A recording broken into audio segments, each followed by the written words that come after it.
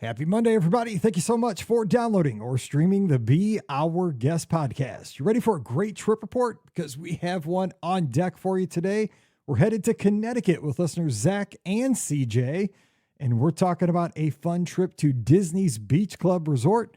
We're going to dive into amazing times in all 4 theme parks. We're going to talk about building the lightsaber at Savi's workshop, Keys to the Kingdom tour, and more. So get ready to head down to Walt Disney World on today's podcast. Don't forget, today's podcast, always proudly brought to you by the folks over at the Magic for Less Travel. We'd love to help you plan your next Walt Disney World, Disneyland, Disney Cruise Line, or Adventures by Disney vacation.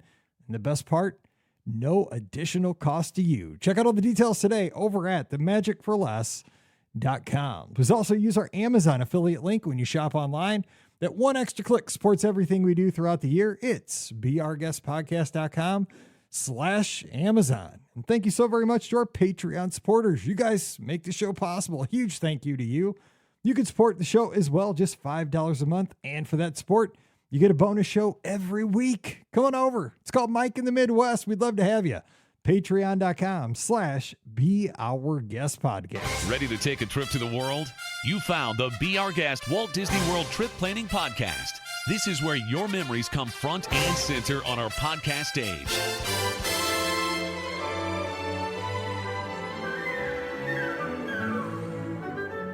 Welcome to episode 2694 of the Be Our Guest Walt Disney World Trip Planning Podcast. I'm your host, Mike Rallman from beourguestpodcast.com and one of the senior agents over at the Magic for Less Travel. Happy Monday to you. Hope you had a great weekend, and let's settle in for another week here in the middle of May, where all of our teacher friends are getting, again, so close to the end of the year, but this is just survival mode. And the temptation is there to just show a movie. And if you have to, I say it's okay. I mean, but of course, I'm not your administrator, so do as you will. But just hang in there. Summer is right around the corner, and hopefully your next Disney vacation is going to be there right as you send the kids out the door. You pack up your desk, and you get ready to get the suitcases out and head out on a Disney cruise.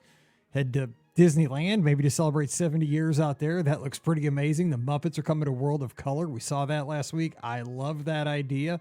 Lots of new things out there. Or Walt Disney World. Cool Kids Summer. Lots coming down there this year too. So either way, everybody hang in there. Summer is going to be there soon. Parents are thinking, oh, my kids are going to be home for like 90 days straight. Yeah, take them to a Disney destination. It's fun for everybody.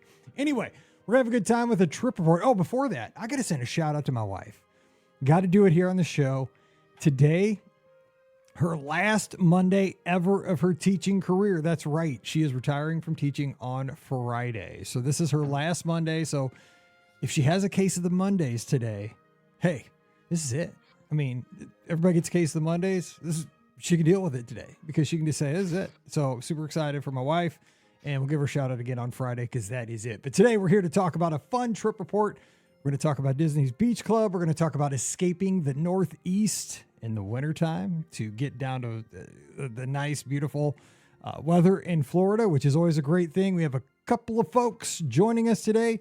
We have Zach and CJ up in Connecticut. Zach first, how you doing today? What's going on? Oh, not much, Mike. Just trying to make it through the week here as we're recording. Getting ready to run my first half marathon over the weekend. So by the time the show airs, that will be a thing of the past, but looking forward to that. Well, let me be the first to say congratulations on that PR. Thank you. That's guaranteed. Absolutely. Gotta love that. That's awesome. I mean, I love that you're out there running your first half marathon, and you've done that obviously this past weekend. And I heard you're going to be out there with Ultimate Lizard Molly, who kind of takes care of a bunch of us. She helped me get signed up for the Disneyland 5K, which I'm eternally grateful to her for that. That's awesome. That is awesome. And also joining us, we have CJ as well. CJ, thanks for coming on the show as well. Thank you. Yeah, thanks for having us. So, CJ, let me start with you. So give me a little backstory for your Disney fandom. Like, you're sitting there rocking the Pizza Planet shirt, which I've looked at that shirt 13 times in various stores, World of Disney, all over property. And I've not bought it yet, but I'm not saying I won't buy it when I'm down there in about 2 weeks when I look at another store, especially, now it's Pizza Rizzo's going away. It's like, Absolutely, yeah. it gives me an excuse, but like, tell me about your history of your Disney fandom. Oh, I just grew up watching Disney. I didn't go until 2019 after I graduated high school. But I always wanted to. I was hoping and watching the movies as a kid, watching all the TV shows as a kid. I wanted to be there. Nice. So Zach, what about you? How did it all start for you? So I also grew up watching Disney movies and Pixar movies, like the prime age for when Toy Story came out, Bug's Life, movies like that. I literally wore out the VHS tape for Toy Story because we had to rewind it so I could watch it so many times. I'd walk around the house just quoting lines from it growing up. Still do from time to time. But back in, I was in first grade back when the tragedy of September 11th happened, which is when airfare prices started to tank and Disney vacation prices also dropped. So my parents looked at that and went, well, why don't we see if we can pull them out of school for a couple of days towards the end of the school year and see if we can go down for a trip to Disney World. My teacher basically told them when they asked if they could pull me out of school for a couple of days, listen, he's going to learn more in Walt Disney World in Epcot than he's going to learn in my classroom at this point in the year. So why don't you just go ahead and take him? And I've been absolutely hooked on the parks ever since. You know what? I always said that as a teacher, that travel with your family, you can always make up those lessons. There's always stuff that teachers teach is super important, right? I get that. But you only have X amount of opportunities to travel with your family to different places. It's invaluable. Travel is invaluable. And that teacher, I'm glad they said that. Do you have any memories of that trip? Because it was such a unique time in American history and world history. But, especially as a Disney fan looking at, the parks were very empty. I mean, they closed some of the resorts, like French Quarter was closed for a while. Does anything stick out to you as far as that trip? Oh my God, yeah. So I distinctly remember still getting off the bus. We stayed at Caribbean Beach. I distinctly remember getting off the bus for the very first time at Epcot, which is the first park I ever stepped foot into, and I just absolutely fell in love. That was Epcot during the Millennium Celebration or the tail end of it in 2002. So Illuminations and all of the artwork and things like that. I just absolutely fell in love with it, and Epcot's still my favorite park to this day. I gotta stop you there because we had this discussion. Again, we record these shows out of order sometimes. Mm-hmm. We had this discussion on a show that's going to air before this one. If you could bring back the wand on Spaceship Earth from the Millennium Celebration, would you bring it back? I listened to that as I was driving home from work today, and I was thinking about that going, I'm so torn because I love classic nostalgia, like keeping things the way they were, but at the same time, that's the era that's locked in my mind that I have so many memories of from it being my first trip with the wand being there. And like you said, it's like that like late 90s, early 2000s era. It was perfect for the time, You said that, my ears perked up because I'm like that, because you're right. I mean, because I don't know what it is, but like the music of Tapestry of Nations and the illuminations, just how the evening flowed perfectly during that time. It's like as soon as the sun started to set, the whole park kind of transformed. Everybody kind of made their way from Future World back to World Showcase. You would hear the drums, the percussion of the do do do do do. And it was Tapestry of Nations time. You'd watch the parade. God, that parade was perfect. Then it just bled right into Illuminations, which to me is still the ultimate nighttime spectacular. And I do give them credit for lighting up Spaceship Earth. That's amazing. Like they knocked it out of the park with that. But yeah, as crazy as it is, I was super excited when the wand went away. But again, I'm super nostalgic too. Like, I don't know if I'd bring back the castle that was pink. I mean, Scott brought that up on the show. That was a thing. CJ, do you remember any of these things, like these nostalgic eras, or did you go back then? I did not know. You missed all this good stuff. Well, when was your first time? I mean, how many times have you been? I've been twice now. So we had the trip just this year, and then the first time I went was in 2019. So what are some of your what's your favorite thing when you go down there? Like, what draws you to Walt Disney World? What are your favorites? I think each time it was different. Last time my palate wasn't as wide. I was under 21, so I couldn't drink. So this time I think I was really in it for the food and really in it for Galaxy's Edge because that was being built the last time we were there. Nice. Last time I was just kind of like, everything was amazing because it was my first time and I had nothing to really compare it to. That's true. Even for me on his first trip in 2019, because I'd been, basically a dozen times before that. I got to see it from a first timer's eyes again. So it was like, everything is new. We're going to do everything again and relive all these memories for me and start making them with CJ. And obviously he's a huge Star Wars fan. So seeing the spires of Galaxy's Edge being built behind construction walls, and then the whole world shut down, so we weren't able to make it back there until this year was absolute torture. Yeah, it is. You've gone through a couple of major world events to kind of keep you away, but go through it with September 11th and COVID. I mean, we've all as Disney fans have had to endure that, so definitely something that we've had to endure. So let's talk about this trip. So you guys, how did this trip come together with going down for Beach Club? You were there last February. So tell us about that. Yeah, so we, obviously our previous trip was in 2019. We just kind of decided, we had done some other non-Disney vacations in between then and now, decided that CJ's birthday is January 1st of all days. So we're just looking to take a vacation to celebrate that.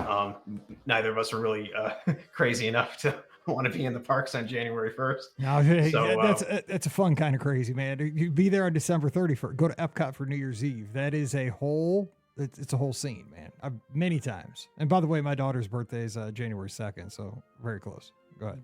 Very cool. Yeah, maybe someday, but not this time. So we kind of push that. Do it once. Do it, but don't blame me. But it's a scene. I'm telling you. But go ahead. Yeah, we kind of pushed that trip off a month and just kind of picked a good week in February when most kids are still in school. We don't have kids and aren't really tied to any holidays that we have to travel around. So it was just take some time off of work. Escape the frozen north here in Connecticut for a week in the winter.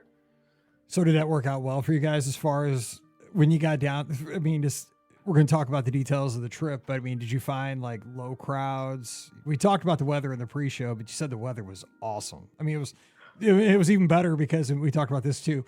When I go to Florida for like marathon weekend, because obviously I'm from Missouri, I love when the weather's terrible back in Missouri. Like I love looking at my phone. And, oh, there's a winter storm warning back in St. Peters, Missouri. Oh, it's 82 in Florida. Like, I don't know why. I'm like, am I mean? I don't know. But like, I want it to be super cold back home while I'm in Florida. Like, I don't want it to be 82 in St. Louis and 82 in Florida. It's not as fun. But you kind of had the same thing. It was super cold. You had a blizzard on the way, and it was beautiful down there that week you picked, right?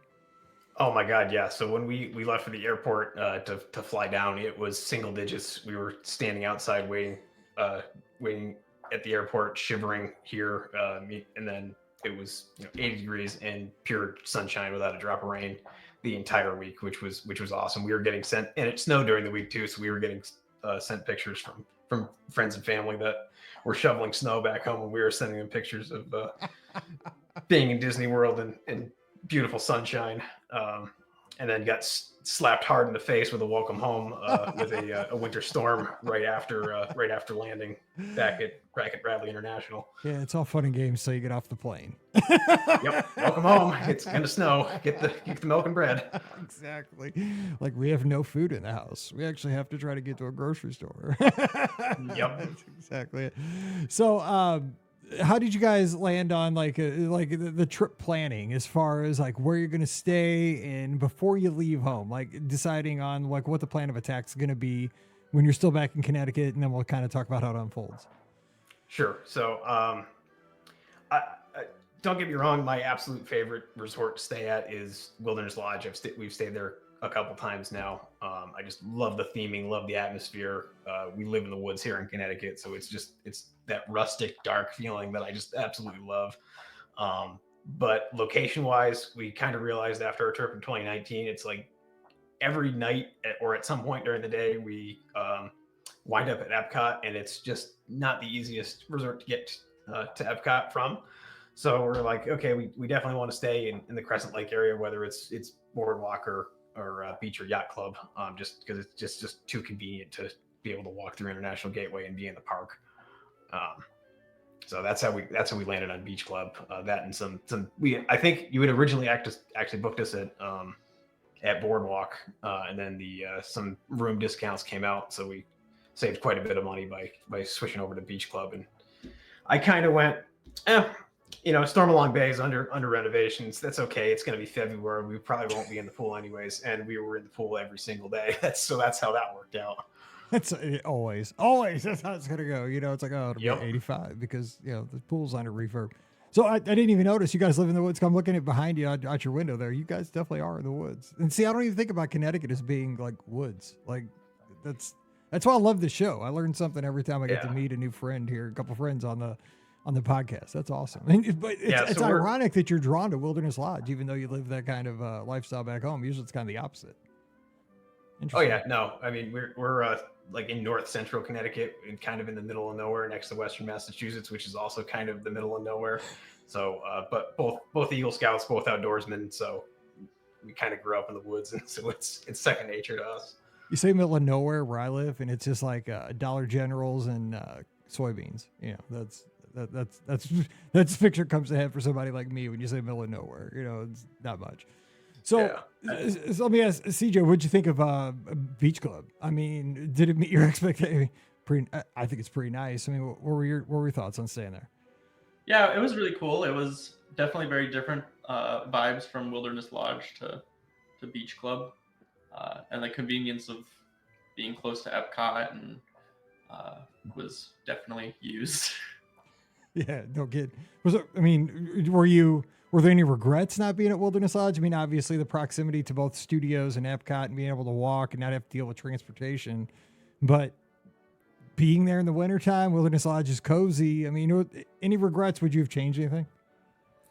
I don't think so. I mean, we did visit Wilderness Lodge once while we were there, but I'm all for trying new stuff. I'm like not one to stay at the same place twice, do the same thing twice. So that's a good call. I mean, you can always go somewhere else. Yeah, and that's a great point. You can always visit. Maybe schedule an ADR at a hotel you wanna go see. Like Wilderness Lodge. You could, I don't know if you guys, but like do a Whispering Canyon meal or Artist Point, or even just jump and go over to Geyser Point. If you want and have something and just kind of tour it, sit by the fireplace. Well, I mean, it was 82, you said. I mean, you don't need to sit by the... I'm thinking it's cold. What am I thinking? It's cold back home. It wasn't cold down in Florida. I can't get my story straight here. Beach Club is nice. It's good for the warmth. Nice airy, beachy feel. Yeah, exactly. And that's what you guys had. So, I mean, was the room okay? Everything was good? So, Beach Club, you recommend for folks to check, especially now Stormalong Bay is back and totally refurbed. It's good to go. Oh, 100%. Yeah. I mean, as anyone who's stayed at Beach Club before knows, the hallways are literally a mile long. I'm staying at Boardwalk and only for one night before the cruise in July. But dude, same thing. I mean, you can run a marathon in those things. Oh, yeah, 100. Yeah, absolutely. I feel like we should have gotten a medal just walking to our room from the lobby every day. For real. We did get kind of lucky because our room was on the very end of one of the hallways. So there was like the side stairs or whatever we could go down and get in quickly, not have to go through the lobby. Yeah, there's a sidewalk out the end of the super long hallway, so it's like zip, boop, walk out the sidewalk, bang a left, and you're at International Gateway quicker than anybody else. Funny so story. Can't stay much closer to Epcot than that. Funny story though about those things. I always find them like on the second to last day of my trip. Like I'll be there for like 6 nights, and I'll find it like on night 5. I'm like, why didn't I find this on day 2? On day 1, like I've been going, all the way doing this big U, to get to my room that, probably added a half a mile to my trip every time, twice a day, 3 times a day. And I'm like, oh, I'm checking out tomorrow. And here's the secret shortcut that I could take. You gotta be more nosy. Open some more doors. Yep. Like, where's this door go? Is a fire alarm going to go off? Probably not. That's awesome. Okay, so let's talk about the times because you guys really hit the theme parks pretty hard. So, and you also, I want to talk about Keys too because I love that tour. But tell us about how you kind of set up your itinerary for like laying out your days. How'd you guys decide to do that? So I think a lot of it was just kind of as much of a type A planner researcher as I am, we try to go with the flow as much as possible and kind of balance. We did a couple of individual lightning lanes for the brand new attractions just to make sure that we could get on them, and kind of scattered those 3 throughout the week. So that was we did one for Guardians of the Galaxy, one for Tron, and one for Rise of the Resistance, just to make sure that we could get on them, not knowing what the crowd levels exactly were going to be like and everything. And other than that, we kind of just balanced. Okay, it's like, okay, one day we're going to start the day at Animal Kingdom, start the day at Epcot, start the day at Magic Kingdom, start the day at Hollywood Studios, and then just kind of decide in there, like, how much did we get done from the previous day that we wanted to do, or jump around quite a bit. Because it takes a little bit of time to get from park to park, sure, but we kind of, we'll go somewhere for a couple hours and then park up to somewhere else, just to change it up for a bit. Like, okay, yep, Hollywood Studios is too crowded, or like our first day, we started in Animal Kingdom right at 7:30 for rope drop. Had knocked out Expedition Everest twice. Got on Kilimanjaro Safaris right at regular park opening at 9 o'clock, which is the best time of day to do that for sure, with how active all the animals are. Walked around some of the trails and just explored a little bit, and decided by 10 o'clock in the morning, we're like, we're kind of hungry. There's nothing here that we really feel like at this point. Let's, hop over to Hollywood Studios, and stop at ABC Commissary, because I really wanted to try that buffalo chicken mac or grilled cheese. I saw that. Hey, that's always the right answer. Oh, absolutely. Now you got me craving one. Yes, but you're right. I mean, and I like your strategy, right? I mean, you were guaranteeing that you were going to see the big new stuff you wanted to see with the individual lightning lanes, because I think that's kind of what they're there for. Everybody's got a different opinion, and there's no right or wrong answer, because you can use them how you like, but that is a good use, in my opinion, right? It's like, you hadn't been in a while, new stuff. You want to make sure you see them on this trip, and you sprinkled them in. Also, some people use, now it's called Lightning Lane Multipass, back, was it called that when you guys were back there in February? I can't remember when the date switch was. I think it was after this, but yeah, whatever. it was still okay. Lightning Lane back then. Multipass. So, but the thing is, some people buy it every day for the trip. I buy it every day when I'm at Disneyland, because you just add it onto your pass, right? When you buy the package. So I just buy that in Park Hopper and just call it a day and just feel like a rock star out there. But when I'm at Disney World, I have an annual pass. So I typically don't buy it, unless I've bought it one day when I had my daughter with me, because she was just there for one day only, and she hadn't seen, it was kind of the same situation as you. She hadn't been since before Galaxy's Edge was built. And I told her, what park do you want to visit? She says, I want to go to the studios. I've never seen the Star Wars stuff. I'm like, all right, we're going to buy Lightning Lane Multipass that day. And we knocked out the entire park, like, boom, because, we did it. And it's great for that, because it gives you that access. But great strategy. So now, did you guys use the Multipass part of it at all? Or did you guys just kind of use like rope drop in and just being strategic about how you moved around the parks? Yeah, we didn't buy Multipass. I looked at it on the 7-day window before our trip and decided, like, for the price, it's really not necessary. We're there for 6 nights. We're very early morning people anyways. Like, even for when we went, virtual queues were still a thing. I know a lot of people complain about, having to wake up at 7 o'clock. Like, for someone who gets up at 4 o'clock during the week, like 7 o'clock, I'm up and ready to be out the door by then. I wish the parks were open already. I'm with you. I mean, that, like, I'm always out on a run when the virtual queues open. My problem was I'd always have to set an alarm and stop my run so that I could push the button. It's like that lottery thing. Yep. I was like, okay, now I can start my run again. I hated that. Yep. Yeah. Same thing. So no, we absolutely used rope drop and early act, or whatever what's it called now? They've changed that term a few times too. The early morning. Yeah. I can't keep track. I mean, this is what I do for a living. I can't keep track. They changed it so much. Early morning access, I think, or whatever they're calling it. Yeah. We that extra half hour in every park, compared to the morning extra magic hours, like it used to be for one park where everyone was there that one morning, really worked out well. So we were able to, in some cases, like in Hollywood Studios, for example, we rope dropped twice. One morning we just went right over to, instead of going to Galaxy's Edge or to Toy Story Land, we zipped over to Rock and Roller Coaster to try to make sure we could ride that a couple times with its imminent closure. and we were on Rock and Roller Coaster on the ride before the official 8:30 park opening.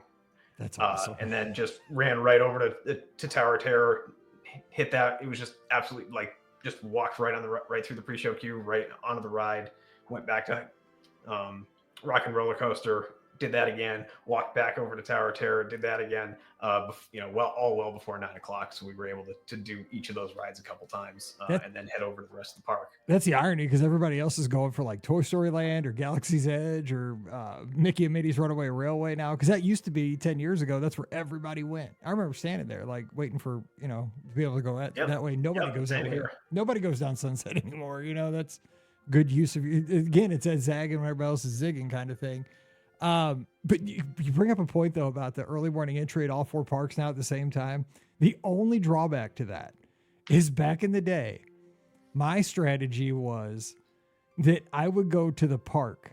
This is when they had the morning and the evening extra magic hours. So the way I always decided where I was going the next day is I would go to the park that had extra magic hours at night the next morning. Because I figured if people stayed out late, like if Epcot had extra magic hours that night, I'm like, well, everybody got their fill that night. Nobody's going to bounce back there that morning. So I go to Epcot that next morning. That was my default, is how I picked what park I was going to the next day. Now I don't have now just got to think a little bit, but you're right. It spreads everybody out. It's a way better system now. It's 100. I'm glad you brought that up. It's a way better system, but that was like, maybe I didn't have to think. I just looked at the schedule. Oh, and Animal Kingdom had extra magic hours last night. I'm going there this morning, because everybody's stayed up late and they're not going back. Let me ask you a couple questions about when you went to the studios, because you brought up a couple points. Mama Melrose closed about a week ago at this point. So the Muppet Courtyard areas, the closure is starting. It's going to be gone here in less than a month. You said you guys went in there, completely packed theater. I mean, and you have the history, Zach, with it, more than CJ. How were your feelings, kind of swan song for this attraction? Yeah, I'm a little bit disappointed that they haven't found a way to incorporate the Muppets into, or Muppet Vision 3D specifically, especially because it was Jim Henson's last real project, somewhere else, like maybe put it in the courtyard next to where Rock and Roller Coaster is now, or something like that. But I'm really gonna miss it for sure. I don't ever remember Muppet Vision 3D being so packed as it was that morning when we went in to go in one more time. And even later in the week, we took some time to walk through the Grand Avenue area and take as many pictures as I possibly could, just to remember it by, because I take pictures of everything. That's just my nature. Just to say, yep, this is what this used to look like before they bring in Monsters Inc. Yeah, so I'm nostalgic, and I'm not not one that normally likes change, believe it or not. So. Me neither. I have a hard time with it. I like the new stuff, and I know it has to happen. I mean, I'm not mean about it, but I'm very nostalgic. Like, it's a rough one. The Muppets, man, that's my childhood. I mean, that's really my childhood. I know it's just a building, right? And it's a building with a 3D movie, but man, I can just see like Sweetums is just getting ripped out. They're putting them in handcuffs, man, and tasing them and dragging them out of there or something. It's like it's not right. It's like, what are they doing to my Muppets and all that stuff? So let me ask you about one other thing. When you're over there, Smuggler's Run, you guys both got to be pilots. You put in the notes, CJ. So again, Star Wars fan, kind of first experience with Galaxy's Edge. So what did you think of Smuggler's Run? I will get your honest opinion on that attraction. It was awesome. So the first time we did pilots, which was, kind of hard not knowing what you're going into. I'm big on video games and he is not. So we had very different piloting techniques. And then I forget what role we had the next time. We didn't get to do all three though. I think I was an engineer in the very back, and you were the gunner on the second go around. Yeah, but I enjoyed it. I'm normally one to get motion stick, but I find Disney does things pretty well with their simulation rides that I had no issues. I'm glad to hear it. I on the other hand was I was okay in the back as an engineer, but when we were like, oh, a 35-minute cue, let's just get in line because it's air conditioned. And it was hot at that point in the day, so why not? And then get up at the front of the line. Hey, you guys are both our pilots. Okay, great. That's nerve wracking. We don't want to screw this up. And I do get motion sickness in simulators like that. So at some point during the ride, everything was cool. And I'm like, okay, yep, great. We're flying the Millennium Falcon. This is awesome. And my mind just went, you're not really moving. And I had to try to hold it together for the rest of it. Yeah, you can't think about that. Exactly. Oh Nope. my God. Yeah, you just messed up. Yeah, I can't do Star Tours either. Oh, I can't touch this one Star laughs Tours. through it, but Yeah. I can't do Star Tours either. No, I can't touch Star Tours. I could do Smuggler's Run like if I had to. Like it makes me queasy too. And being the pilot though, for some reason makes me a little bit better because I feel like I have control.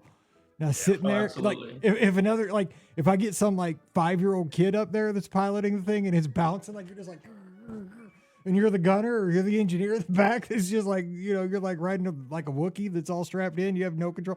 That's when that was the time I felt like I was just going to puke all over. Like I'm a kid, focus, Yeah. I'm like the teacher in me. He's like, dude, get it together, kid. You're bouncing us off these starships. What are you doing? Yeah, that wasn't fun. I feel like we both kind of felt like we could have done better as pilots, and then our second go around, we weren't pilots. We realized how well we did compared to the kids that were up there. We're like, oh man, we weren't so bad then.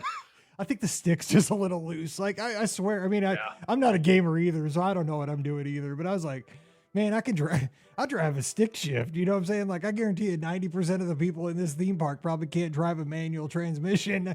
I should be able to fly this thing. Come on now. Come on now. Yeah, it was great. That's what I like about it the most is the queue, being able to sit at the chess table and get a picture. And just like when you walk into the cockpit, right? I mean, that's the greatest thing ever. Like as a kid who grew up with Star Wars, watching that my whole life, like when I walked in and I saw the cockpit, I'm like, holy cow, I'm walking into the cockpit of the Millennium Falcon.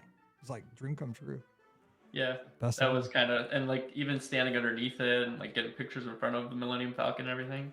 Yeah. I was like, wow, this is like real. Exactly. I almost shed a tear the first time I saw it. Like when I walked up on it, I was like, oh my God, it's full size. That's the Millennium Falcon because it was nighttime and it was all lit up. I was like, oh, this is unreal. So I was going to say I have a confession to make with that too. Before we booked this trip, I had never seen a Star Wars movie. So my homework between the time we booked this trip and the time we went on this trip, my homework was to watch all 9 movies. I find your lack of faith disturbing. That's bad. All right, Vader to the rescue. Okay, so that's good though. I mean, I'm a Star Wars guy. Just the movies though. I mean, there's different levels of Star Wars fans. I'm not Dennis. Dennis in our Discord, he knows everything about everything. I know the 9 movies pretty well. I know the 3 old ones because I'm old. I know those 3 really well. So let's talk about Magic Kingdom. So the original park, what were some of the highlights over there? I mean, you guys more into the nostalgic things, but you also got to do Tron. That was new. So what'd you think of that? Yeah, so I thought Tron was awesome. Obviously, even back in 2019, it was under construction and had just opened like 5 minutes before we got there with how long it was under construction. But I thought it was awesome. I know controversial, but I did think it was a little bit short. It was, blasted out 1 second and like, oh, hey, you're outside. And then you're back in the show building and, oh, wow, that's over already. Wow, that's cool. I thought the technology and the ride vehicles were very cool. Though I'm not a big roller coaster person. So all of our photo pass pictures from all the roller coasters, I'm making the exact same face. I'm like trying to hold it in. I'm getting motion sick. But I just thought it was a very different, like, it's not the normal like strap-in roller coaster. It's just pretend like you're going feeling. like on a bike ride to the corner store, just really fast. Yeah. That's how fast I thought I was going when I was like, I don't know, 10 years old. Exactly. Like your 10-year-old best self. Exactly. Yeah. And the video you get's too really cool. The picture of the video. Yeah, so I'll have to share the compilation on Discord of all of our ride pictures where I thought I was having a great time. I thought it was awesome, and CJ was trying to hold himself together. But no, it was an absolutely awesome ride, incredibly well done. It is short, but I'll give you that. Yeah. But it's Yeah. I'm fine with that right now. So And don't get me wrong too. It's like I love Space Mountain. I absolutely love Space Mountain. It's just there's so much nostalgia there too for me. But we went right from Tron while Happily Ever After was going on. So unfortunately, we missed Happily Ever After that night, but got to see bits and pieces of it from Tron, which was kind of cool. Rushed right over to Space Mountain. We realized there wasn't much of a queue for that.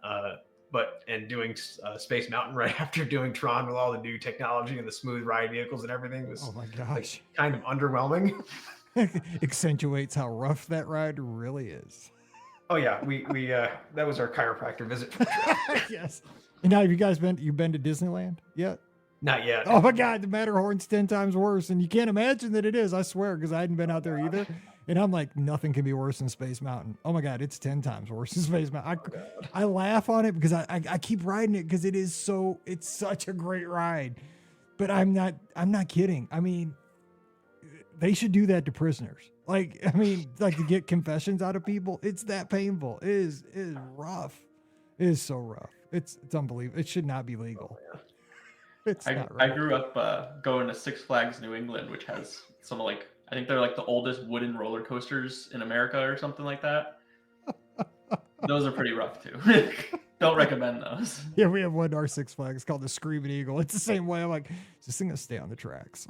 And Yeah. it just rattles you. I'm like, I still have my internal organs. Yeah, but the Matterhorn is a whole different kind of pain. So while you guys were down there, Festival of the Arts was going on. So how'd you guys attack the festival over at Epcot? Because you guys were close there with Beach Club. You guys do that a lot? Yeah, we stopped. We did there's a big paint by numbers mural that we took part in one day, which was really cool to get to be a part of that. What were some of the other things we did? We ate a lot of the snacks around a lot of different food booths, and kind of instead of making more ADRs this trip, kind of took advantage of from the food booths because it's time sensitive when we're there to kind of a when in Rome situation. And then stopped through a lot of the art galleries. Didn't bring any home, but did stop and appreciate all the chalk art and the art galleries around World Showcase, which was pretty cool to see because we had never done Festival of the Arts before. One of the photo pass pictures we got with the LED wand light painting was pretty cool too. We're both photographers too, so we can appreciate that kind of technology. Or that kind of simple skill, especially when we're not the ones that are having to sit there and do it. So is that picture that's kind of up at the park entrance with Spaceship Earth in the background where they do the kind of the long exposure? Is that? Yep, that's exactly it. I've always wanted that, but I've never been there when they're doing that. That looks, those are super cool. Those are awesome looking. Those are neat. Yeah, that's cool. So have you guys gone down for other festivals or because you guys have been a whole lot, but I mean, was that like Festival of the Arts, was that your jam? Was that something cool you'd do again? Oh, I would definitely do Festival of the Arts again for sure. Yeah. I'd been for Flower and Garden, but not in over 10 years. I'd used a couple times when I was younger, gone down like Veterans Day weekend for a long weekend when I was in school, and gone for a food and wine festival. But obviously back then I was too young to really appreciate and enjoy all parts of it. So yeah, just little snack festival. Okay, so I want to jump into this too because we get a lot of questions about this on the show, and actually I get a lot of guests of the Magic for Less asking about this. Tours. You guys did Keys to the Kingdom. I've done this tour twice, and obviously I've done twice because I loved it so much the first time. I had to do it again, and I might do this a third time. I like it so much because of the access, because you get the Magic Kingdom is such a unique place to be, right? And you get to, and the guide can make it a little bit different each time too. The host of the tour, without giving too many. I mean, you can talk about where you went and stuff like that, but you guys are big Disney fans. Like, tell us a little bit about that experience for folks that are curious about what they might expect if they do the Keys to the Kingdom tour. I would say, first of all, obviously, if you don't want to pull back the curtain and see what's going on behind the magic, like if it's your first time going, I think actually the group that we ate lunch with, it was their first time in Disney World, and I was astounded that they would go and book Keys to the Kingdom. That's right a good away. point. Yeah, because I mean, like seeing the utilidors on your first trip, that's kind of shocking.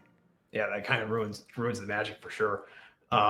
For someone like me who's very much a nerd and and even CJ, who's very much a technology focused person and wants to like know how things work and see behind the magic. It was awesome to see and get detailed information about all of the this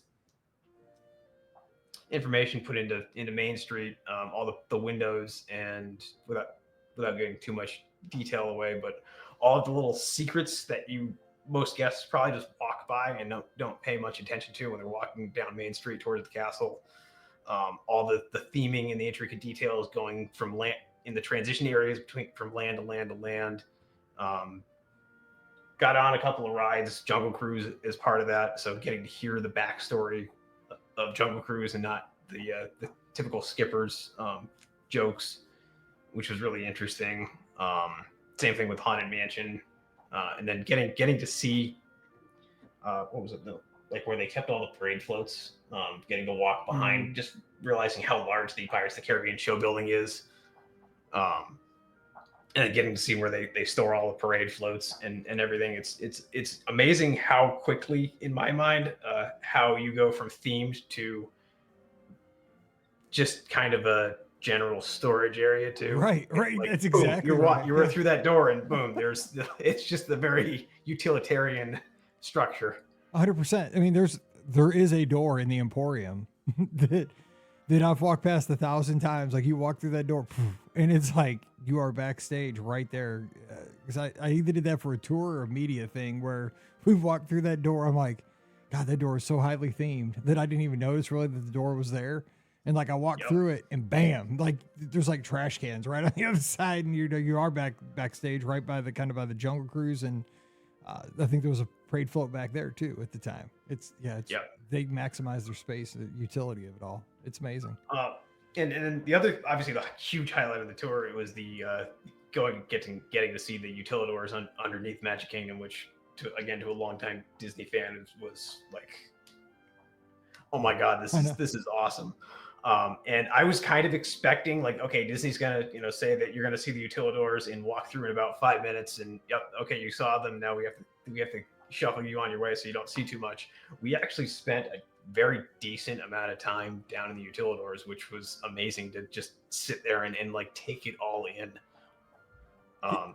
Did they take you past Did they take you past the place where like they have the pin collection? Like that was, I did it years and years ago. There was like one stop where there was, okay, I didn't know if they still did it because I did it so long ago, but I remember there was one stop where there was something about the like, collectible pins. And I thought that was really interesting. If you look on the wall behind me, which I see there. Yeah. I know. I've been a huge pin collector my entire Disney life too. So I was absolutely in my glory getting to see that whole pin collection in the utilidors. Went through the costuming department too, which is really cool to see where they are putting together all the costumes in sewing, which is great that department lets the tour go through there like that. Even gave us a little clipping of a costume. Yeah, that's cool. We got like a little I forget what show it was from. They told us, or they probably from the 50s. Didn't tell us, but they hinted at what it was. That's sweet. But it was a little like Mickey Mouse holographic clipping of a costume. Oh my God, they know their audience, man. I'd love that. That'd be awesome. I'd have that here in the office. Oh my God. And the same thing, like you described that door in the Emporium. It's like I'm never gonna look at this door the same way again because it's the shop just to the right of Mickey's Spill Our Magic, where our tour guide AJ, who was awesome. We just start walking into the store. The next thing you know, he opens this door that is kind of blended into the background, and we're down the stairs and into the the area behind the magic. You've walked past that door 10 times probably. Yep, exactly. And all day people are walking past it, like never see it. I know it's so crazy. And for people like us, right? I mean, we're the big Disney geeks. It's like a whole different level of magic, right? I mean, there's the magic of like Mickey Mouse and the magic of, riding Dumbo and he's flying and stuff like that. But then I think, once you've been a few times, like there's the magic of just how does all this stuff work? You know what I'm saying? Like, how does all of a sudden people pop out where there was nobody there, and like, that's why I like, I've done a lot of the tours now that I've done the steam train tours.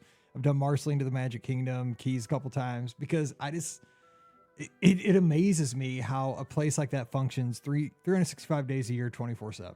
Like that's a different kind of magic to me. It's unreal. And it's all the people that put together. It's crazy. Yeah. And I we both work in IT, so we're both very technical thinkers. It's like, we need to know how things work, how things move, and just logistics and planning, especially for me, is just like, I love transportation and logistics and all the stuff that goes into making that place the big city that it is. So getting to see that behind all of that, and finally, after being there, a dozen more times, was amazing, and I would highly recommend it. And I would definitely do it again.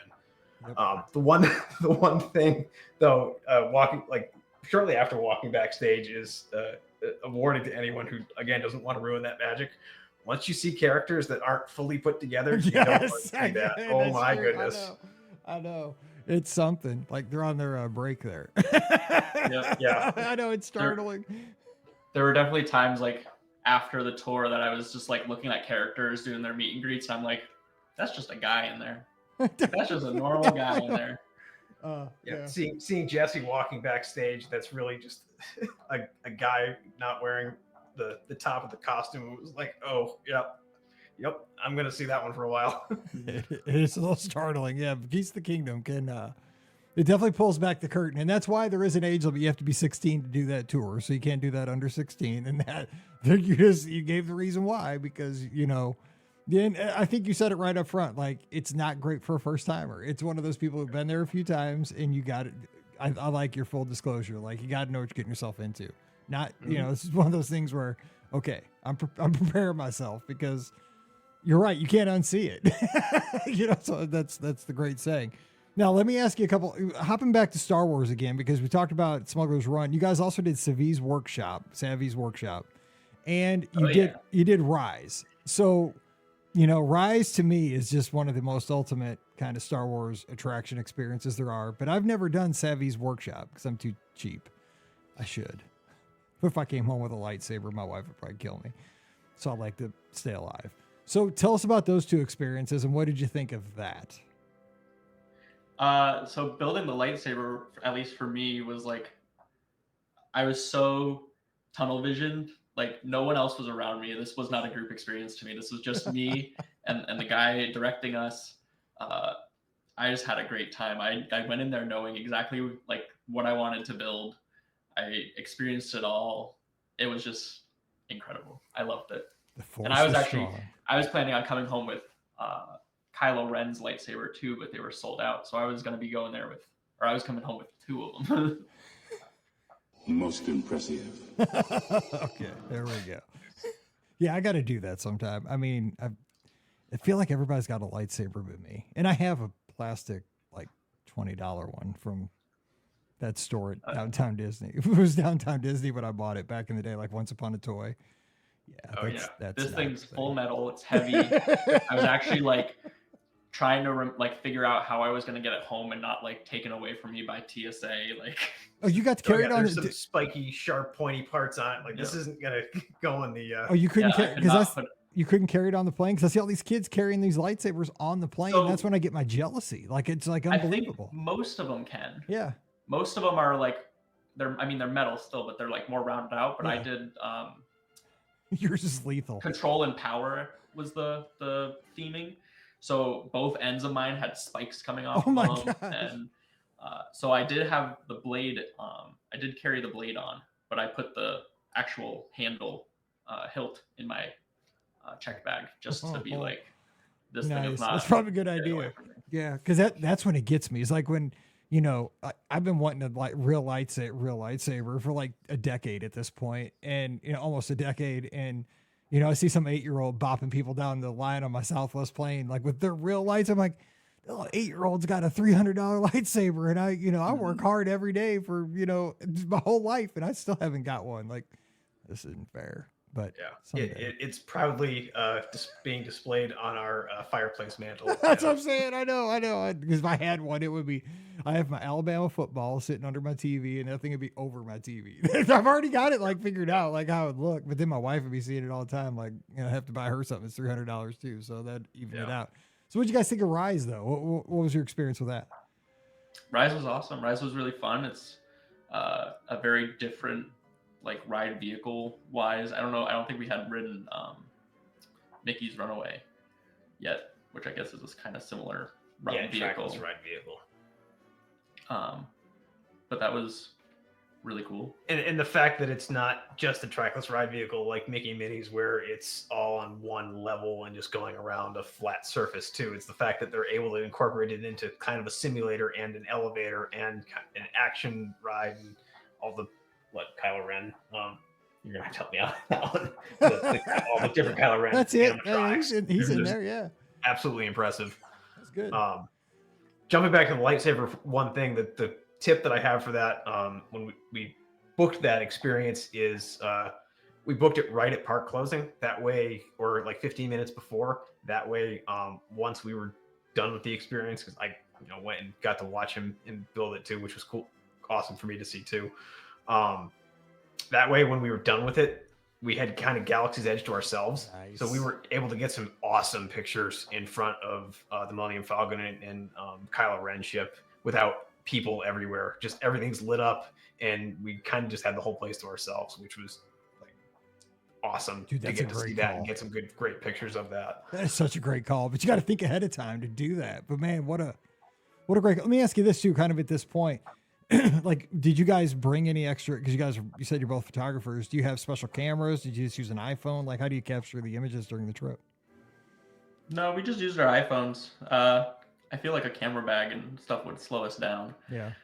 Just for sake of not wanting to carry a professional camera around the parks, which our iPhone 15 Pro Maxes are good enough for most cases in Disney World, and being nimble at the same time with getting on rides and doing other attractions. That's good to hear, because that's what I use. So, okay, good. So at least I have something. Do you have any tips though for folks like taking pictures around Walt Disney World? Is there any like things you've learned for folks that are using iPhones to get good shots on their trips? Any like special apps or anything because you guys seem to kind of have it together for that stuff? I mean, a lot of the PhotoPass people will also take photos with your phone. So if you see a PhotoPass and you don't have the, I don't know what the package is. Memory Maker. Like, you can still get the photos from them and then just hand them your phone. They'll take the same photos with your phone. And they are photographers. They know what they're doing. Yeah. Yeah, because we have Kim Taylor. She's in our Discord all the time. Good friend of the show forever since we started, basically. And she's, oh my gosh, if you see the pictures she posts. I mean, just personally when she's just having fun, and the ones she takes are incredible. She's so good at her job. I mean, my tips are just, follow, if you have the grid lines on your phone and a level, just turn them on, make sure that your fingers aren't in front of the lens. Take the extra 2 seconds to breathe and look what is in your frame, so that it's angled correctly and level, and it has some interesting features in the picture, and you're not just snapping a selfie in front of Cinderella Castle, per se. And it just makes those few extra seconds of paying attention to what you're taking the photos of, and from like trying different angles or crouching down towards the ground or things like that really make the difference, and giving it that extra touch. Good tip, because I never have the grid lines on, so I'm going to do that. I'm going down in a couple weeks here for just a couple days to meet up with Pam Forrester for some stuff, and I'm going to try that, because I'm always trying to I'm not a great photographer, but I do like playing with it. I love seeing what I can do with it. It's fun. Like the thing is, I always say, like, the best souvenirs you can bring home are pictures. They're free, and with storage nowadays, you can take 1 million pictures. Doesn't cost you anything, and especially with like things like Google Photos on a 6 months from now, and it's freezing, a picture can pop up, hey, remember that on this day that it was, you were in Florida and it was 82 and sunny, and back home it's like 17 degrees and snowing. That's the best. Yeah. Look up rule of thirds if you're interested. It's a small touch, but it really helps bring your pictures to the next level. Will do. All right. So one last thing. Let's talk about your sit-down dining and what were some of the highlights there. Because I saw you went to Grand Flow Cafe, which is one of my favorites. You went to Le Cellier. Anything stand out as far as your table service dining? Because I know you did like Festival of the Arts mostly, stuff like that. But anything else? Yeah, our first night we ate dinner at Le Cellier, which I've been there before, but it had been 10 years. good to know that it still lives up to its hype. I had a fantastic filet mignon with a side of some of the best Brussels sprouts I think I've ever had, with some Canadian maple syrup on them. And you had what, Blackened cod with potatoes, which I think you were hesitant to think you were actually going to enjoy it too, but it was both were phenomenal. What was I going to say? CJ's Canadian, so it was. Oh man, you're like back home. So it was like being at home. Yeah. What were some of the other places? Oh yeah, we actually kind of last minute did a walk up reservation for Grand Floridian Cafe for a brunch on our last day in the parks. Just took the monorail over from Magic Kingdom, and got right in. I had was it something eggs Benedict? It had some pulled pork on top, which was, oh my god, it was delicious. God, that sounds amazing. Eggs Benedict is like one of my favorite things in the world, but I've never even thought about it with pulled pork on the top. Oh my god. Yeah, it was called the Floridian Eggs Benedict. Holy so it was eggs on top of, I don't exactly remember if it was on top of a biscuit or an English muffin, but it was fantastic either way, with like a shredded hash brown casserole. Oh my god, I'll be dreaming about that tonight. My wife will be like, what's wrong with you? I'm like, I'm just dreaming about this thing that Zach was telling me he had at the Grand Floridian back in February. Oh, and paired that with the sunrise margarita, which, oh, that was fantastic too. Oh my god, what a way to go. Yeah. Oh man, I love that place, but I've never had that. Oh yeah, man. We also ate it. My first, or our first time at Ohana, which now I know why it's so hard to get an ADR there too. Oh my god, that meal just fantastic, and just keep bringing out more and more trays of meat and food. Whew. So you did a dinner reservation. It says at 3:30 in the afternoon. That was all that was available. I love it. I love the way you roll. You're like, so were you just done the rest of the night? Because I mean, it's so much food, and it's like that starchy food that just like. Yeah. With the noodles and stuff. I mean, we're just like done the rest of the day. We kind of had to try to pace ourselves to make sure we could get through the rest of the day, because that's the night we finished it at Savi's workshop in Magic Kingdom, or in Hollywood Studios too. It's a lot. It is so good though. It's hard to stay disciplined there because it's like all you can eat. You know, it's like it's so good you just can't stop. Yeah, that's good stuff. We were also doing like, I don't know, 15 or 20,000 steps a day. Yeah. So like, I could keep eating. Yeah, same here. It's like I felt like I don't think I was full once during the trip. I think I did the math, and we walked something like close to 50 miles in the 6 days that we were there. Which, oh my gosh. And that's without doing GOPI. Just keep it coming.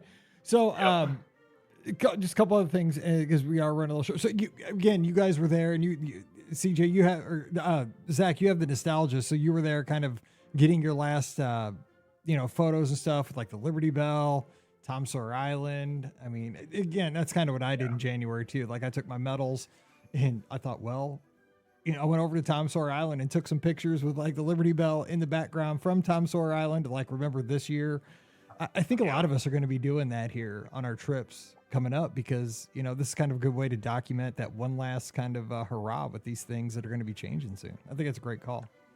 Yeah, that was exactly why our trip was so jam packed. Was all the new, not only all the new things that were had opened since the last time we were there, but also trying to get all these other things in one more time, like It's Tough to Be a Bug, Muppet Vision 3D, and then the Rivers of America area at Magic Kingdom, where it's, like I said, on our last day, we just kind of stopped and took it all in, took as many pictures as possible.